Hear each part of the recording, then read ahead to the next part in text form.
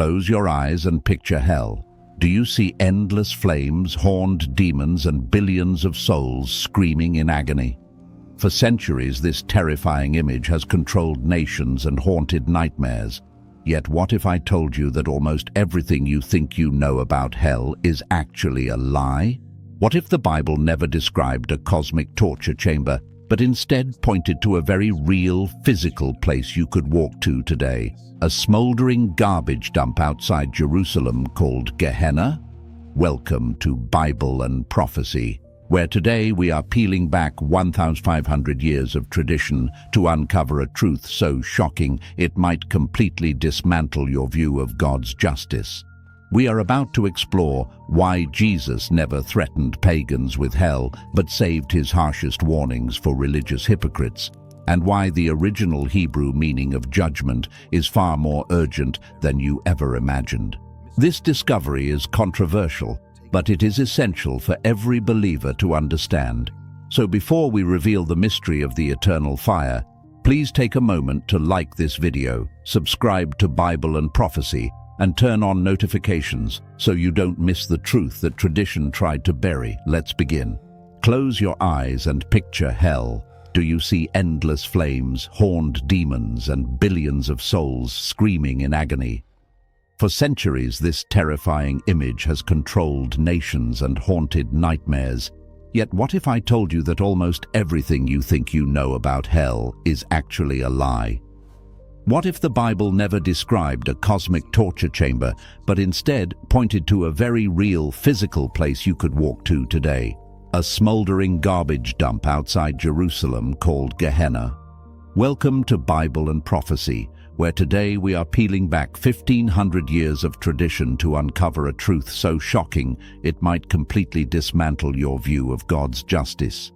We are about to explore why Jesus never threatened pagans with hell, but saved his harshest warnings for religious hypocrites, and why the original Hebrew meaning of judgment is far more urgent than you ever imagined. This discovery is controversial, but it is essential for every believer to understand. So before we reveal the mystery of the eternal fire, please take a moment to like this video, subscribe to Bible and Prophecy, and turn on notifications so you don't miss the truth that tradition tried to bury. Let's begin. When you hear the word hell, what do you picture?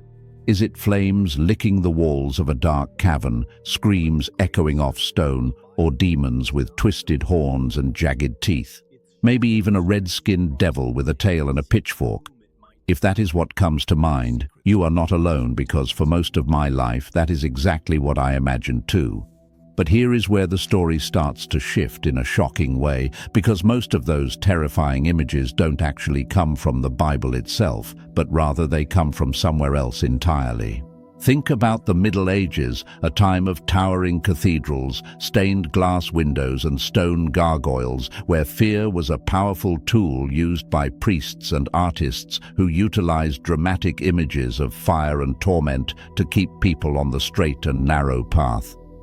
Artworks like The Last Judgment by Hieronymus Bosch, or writings like Dante Alighieri's Inferno, painted vivid, horrifying pictures, and Dante even mapped out different circles of hell, each reserved for specific sins. Yet the thing is, those were works of literature and art, not scripture. They reflected what people felt about divine justice, but they were not direct revelations from God. Yet over time, those pictures stuck generation after generation, becoming so familiar that we forgot to ask where this story really came from. When I first got curious, I grabbed my old Bible and a notebook, deciding I was going to trace every verse where the word hell appears. And what I found surprised and honestly unsettled me, because in the Hebrew Old Testament, the word we often translate as hell is Sheol. But Sheol isn't described as a flaming dungeon. It is the grave, the shadowy place where all the dead go, good and bad alike. Sheol isn't a punishment. It's not a torture chamber. It is more like the ancient Hebrew idea of the underworld, a realm of silence, darkness, and forgetfulness. I still remember sitting there on the floor, Bible open, genuinely wondering why this was never taught to me and why nobody mentioned that Sheol isn't the same as the medieval hell. I am not saying pastors deliberately lied, but I think over centuries, teachings got mixed with culture, art and fear, eventually blending so tightly that the original meaning was almost forgotten, much like passing down a story for 1500 years where each time a detail is added until it barely resembles where it began. In the Greek New Testament, there is also Hades, which is the Greek counterpart of Sheol, a temporary place of the dead, not eternal punishment. And finally, there is Gehenna, which we will explore deeply because Gehenna wasn't an imaginary pit somewhere underground. It was a real physical place just outside Jerusalem with a terrifying history. When I discovered all this, I felt two things at once. Relief, because it meant God might not be the kind of monster who tortures people forever, and responsibility, because if hell isn't what we were taught, what does that mean for how we share faith, how we understand justice, and how we live? Have you ever questioned where your ideas about hell really came from? Or do you remember the first time you felt genuinely afraid of hell, and who told you about it? Was it your parents, a Sunday school teacher, or maybe a movie? I remember sitting one night with my Bible open, a cup of coffee going cold beside me, determined to find out what Jesus himself actually said about hell. Not what tradition said, not what medieval art painted, just his own words. And that is when I stumbled onto something that completely changed the way I saw it, because Jesus used a word over and over that I had heard in sermons but never really questioned: Gehenna. Now here is what surprised me. Gehenna wasn't some invisible spiritual realm. It was an actual place you could walk to, just outside the walls of ancient Jerusalem, the Valley of Hinnom. And this place had a horrifying past because centuries earlier, it was where people committed unthinkable evil by sacrificing children there to pagan gods like Molech, burning them alive in fire. When the prophets condemned this, the valley itself became a symbol of shame and divine judgment, and by the time of Jesus it had turned into a cursed place, a smoldering trash dump where fires burned day and night to consume garbage, animal carcasses, and all the filth of the city. So imagine Jesus standing there teaching crowds who knew exactly what Gehenna looked like. When he warned them about Gehenna, he wasn't talking about a mysterious otherworldly torture chamber run by horned demons, but rather his listeners pictured that disgusting smoking valley right outside their city walls. And I remember thinking, could it be that Jesus was using something painfully real and visible to make a point about choices, consequences, and the destruction that comes from turning away from God? It is not that he was soft about judgment, far from it. His warnings were fierce and direct, but they were grounded in something his audience saw with their own eyes, the utter ruin that sin and rebellion lead to, symbolized by that burning valley. It shook me because it made hell feel less like a cosmic horror story and more like the tragic inevitable result of a life lived in rebellion, a warning rooted in real history and real consequences, not some fantasy invented to scare people. I have to admit, part of me almost missed the simplicity of the old fiery hell story because it was clear, clean, and terrifying. But what Jesus described was messier and somehow more human. It was about our choices, our hearts, and the way evil destroys everything it touches. I wonder if you and I had been standing there that day, smelling the smoke from Gehenna on the breeze, would the warning have felt different? Less like punishment from a cruel God and more like a desperate plea saying, "Don't let your life end up like that."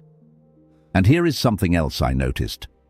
Jesus never once threatened Gehenna to pagans, tax collectors, or prostitutes, but his harshest words about it were aimed at religious hypocrites. People who claimed to speak for God while living lives of cruelty and pride, which makes you think, doesn't it, that the people we are so sure are going to hell might not have been the ones Jesus warned most urgently. Reflect on this for a second. If the real danger of Gehenna is not about geography but about living a life empty of love, justice, and mercy, Do you think some of us today might be closer to that edge than we would like to admit? I would really love to hear what you think about this, because understanding Gehenna changes everything. It stops being about an arbitrary punishment and starts feeling like a warning about what sin actually does to the human soul. So please share your thoughts in the comments, as your insight might help someone else who is wrestling with these same difficult questions. I will be honest with you. This next part was the piece of the puzzle that troubled me the most, because, like you, all my life I had heard that hell is an endless fire where people are tormented forever with no hope, no escape, and no mercy. And verses were quoted from memory, while sermons thundered about it until it sounded final and absolute. So when I started digging into what eternal fire really means in the Bible, I didn't expect anything to change, but what I found surprised me more than I can explain. Take the famous verse from the Gospel of Matthew where Jesus says, "Depart from me, you cursed, into the eternal fire prepared for the devil and his angels." Which sounds incredibly final, right? But then I saw something I had never noticed before. The fire itself is called eternal. But Jesus doesn't actually say the people are burning forever in conscious agony. It is the result that is eternal, not necessarily the process. To understand this, look at Jude verse 7, which talks about Sodom and Gomorrah undergoing the punishment of eternal fire. Yet here is the thing. Sodom and Gomorrah are not still burning today. They were completely destroyed, turned to ash, and that destruction was final and irreversible. That is what eternal fire meant in Jewish thought, a fire whose effects cannot be undone. And reading that, I remember sitting there quietly stunned, wondering if it could be that what is eternal is not an endless torture, but the destruction itself, the fact that evil won't come back once it is judged. It doesn't mean judgment isn't terrifying, nor does it mean evil isn't dealt with, but it paints a drastically different picture from the medieval dungeon of demons gleefully torturing souls for billions of years, and it made me wonder what it says about God if punishment is about final justice rather than endless cruelty, and which view is more in line with a God the Bible says is abounding in love and slow to anger.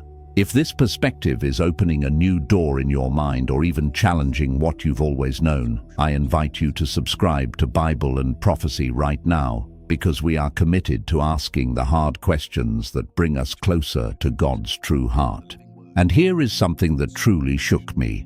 The idea of eternal conscious torment isn't spelled out clearly anywhere in the Bible, as most of it comes from tradition, later church writings, and fear, which forced me to ask if I was more loyal to the God of the Bible or to the God I had been taught about in church. If we have misunderstood what eternal fire really means, what else might we have misunderstood? Does it change how you see God if judgment is final and just rather than sadistic and endless? Does it make him seem more like a righteous judge or less? I genuinely want to know if this feels like relief, or if it feels unsettling because it goes against tradition.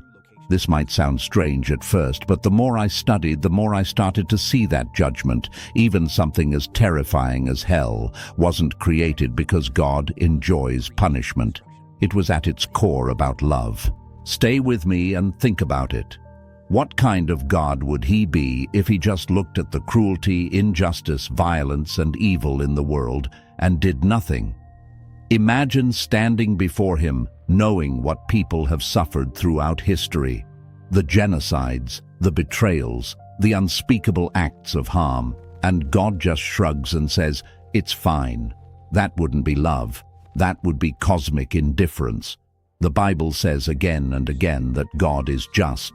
And judgment is the moment when God finally says, enough, when everything evil, corrupt, and cruel is exposed for what it truly is and stopped from rising again, which is ultimately an act of love for the innocent, love for the victims, and love for creation itself. A universe where evil never has to come back. But here is where it gets even deeper, and honestly, it is something I never heard in a sermon growing up. The Bible says God takes no pleasure in the death of the wicked. In fact, his deepest desire is that people turn from their ways and live. That tells me that judgment isn't God gleefully torturing sinners. It is his heartbreak when people refuse every chance, every warning, every invitation to change, and he finally lets them have what they insisted on. I remember the first time this hit me as I thought of people I have known, some stubborn, some lost, some honestly trying but never willing to fully let go of bitterness or pride. And I wondered if the real tragedy of hell isn't God's anger, but human refusal to let themselves be healed. Because here is the hardest truth. Love cannot force itself. God could overpower every person, but real love requires choice, and judgment, in a way, honors that choice even when it breaks his heart. It made me see hell not so much as God throwing people into fire, but as God saying, I have done everything, even dying on a cross to bring you home, but if you still refuse, I won't force you. Doesn't that sound different from the picture we grew up with? It is still sobering, still heavy, but somehow it feels more real. When I first started questioning what hell really means, I expected to find only fear, darkness, and hopelessness at the end of the story. But strangely, the deeper I went, the more I found something else entirely: hope. You see, most of us grew up hearing that evil, sin and rebellion will keep existing forever somewhere in a dark corner of the universe, an endless pit of pain where the lost are conscious and screaming without end. But when I read through the Bible without the lens of tradition, I saw a very different picture in Revelation. After God judges evil once and for all, it doesn't say that evil keeps running in a separate prison cell forever. It says, death and Hades were thrown into the lake of fire, not kept alive, but destroyed. Paul writes in 1 Corinthians 15 that in the end, the last enemy to be destroyed is death itself. Not caged, not tortured forever, but destroyed, ended, wiped from existence. Imagine that for a moment. A universe where evil is not just restrained but gone, where there are no dark corners left, where suffering echoes for eternity, where death, pain, and sin are not lurking, waiting to break free, but are utterly, finally no more. For me, that changed everything, because what kind of victory is it if evil keeps existing somewhere forever? Is God really triumphant if a part of his creation remains broken for all eternity? But if the final act is complete restoration, a world where death and pain truly have no place, then that sounds like a story worth hoping for. And here is the part that really moves me every time. In Revelation's vision of the new creation, the story doesn't end with high walls keeping the bad people out while they burn elsewhere. It ends with God himself dwelling among humanity, where every tear is wiped away, and there is no more mourning, no more crying, and no more pain. Doesn't that sound like what a loving God would ultimately want? Not to keep a torture chamber running forever, but to heal, restore, and renew the entire cosmos. It made me wonder if we have made God too small, assuming he cannot finish what he started. Yet the early Christians called this the restoration of all things, which doesn't mean evil gets excused, but that evil, once judged, is ended completely, leaving a new world where there is nothing left to fear. I will be honest, I don't have every answer and I don't know exactly how God will do it, but I have come to believe his justice is not about endless pain, but about setting the world right completely and finally, and maybe that is the hope nobody talks about.